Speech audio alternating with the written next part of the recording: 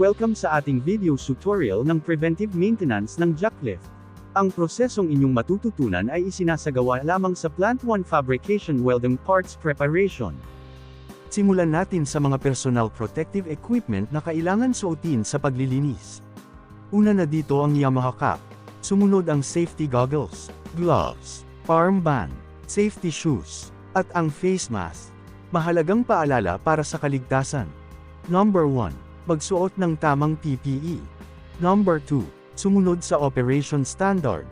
Number 3. Huwag makialam ng ibang process. Number 4. Mag-inform sa leader. Sumunod naman ang mga consumables na gagamitin.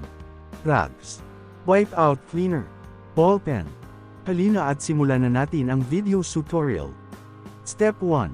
Punasan ang jacklift gamit ang wipe out at basahan.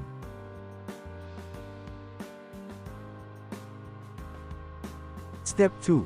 E-check ang handle at trigger ng jacklift gamit ang autonomous check sheet. Step 3. E-check ang frame at forks gamit ang autonomous jacklift check sheet. Dapat walang damage at naka-align. Step 4. E-check ang load roller at wheels gamit ang autonomous jacklift check sheet. Dapat walang damage ang roller at nagro-rotate ng maayos ang wheels. Step 5. E-check ang hydraulic jack cylinder gamit ang autonomous jacklift check sheet. Dapat ay no leaks at hindi stock up ito.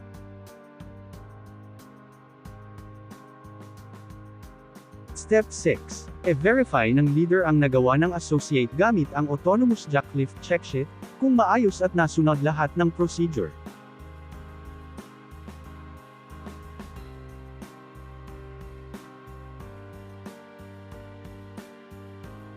At dito na nagtatapos ang ating video tutorial. Maraming salamat sa pakikinig.